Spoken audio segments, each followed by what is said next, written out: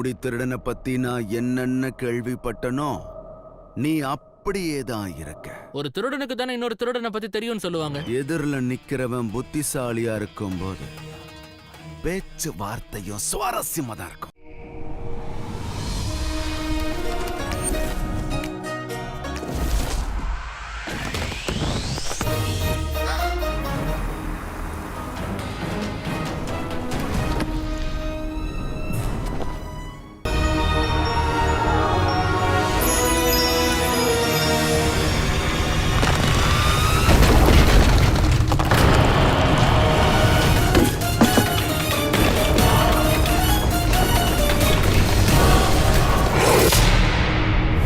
என் அம்மாக்காக நான் எவ்வளவோ கனவுகள் கண்டேன்.